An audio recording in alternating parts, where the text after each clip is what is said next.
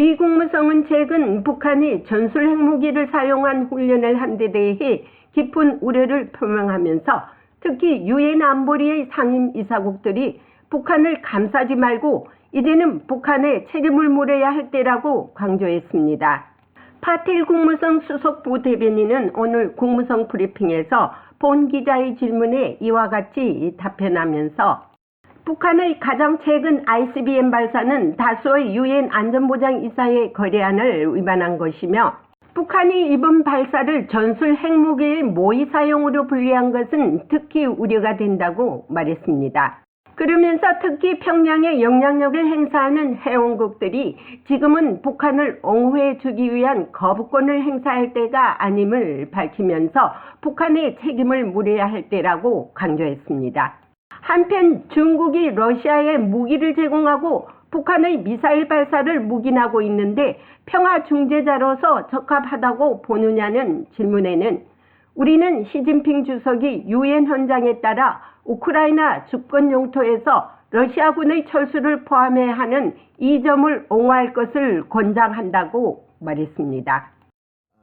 Jenny, go ahead. Thank you. I have two questions in China and North Korea. 감사합니다. 북한과 중국에 대한 두 가지 질문입니다. 먼저 북한 질문입니다.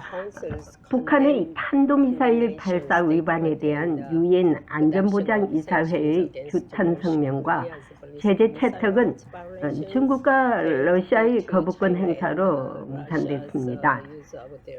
유엔 안전보장이사회의 이러한 빈약한 역할에 대해 미국은 어떻게 대응하고 있습니까?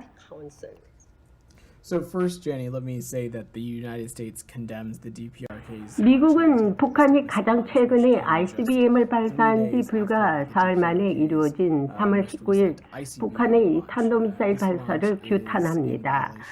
이번 발사는 다수의 유엔 안전보장이사회 결의안을 위반한 것이며 북한의 주변국에 위협을 가하고 지역 안보를 훼손하는 일련의 발사 중 가장 최근의 발사입니다. 그리고 북한이 이번 발사를 전술 핵무기의 모의 사용으로 분리한 것은 특히 우려됩니다.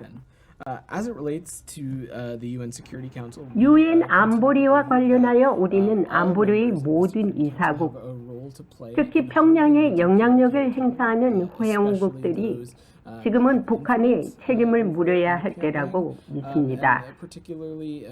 특별히 지금은 북한을 옹호해 주기 위한 거부권을 행사할 때가 아닙니다. 중국 문제입니다. 중국은 러시아에 비밀리에 무기를 제공하고 있고 북한의 연이은 미사일 도발을 묵인하고 있습니다. 중국이 평화 중재자로서 이유가 있다고 보십니까? Let me say a couple of things to that, Jenny.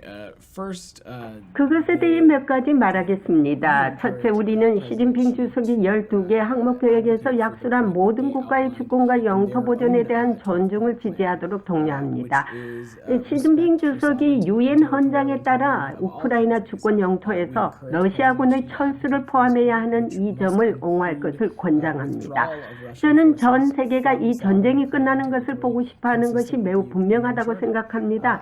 특히 제가 방금 언급한 유엔 원칙에 기반한 정의로운 평화를 위한 계획을 제시한 우크라이나인들은 더욱 그러합니다.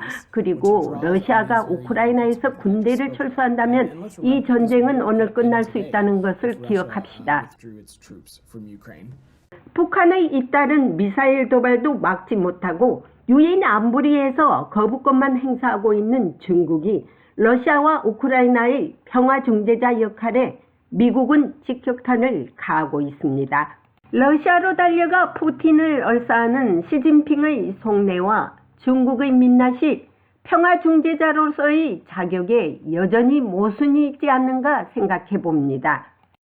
국무성에서 보이스 오브 워싱턴 제니박입니다.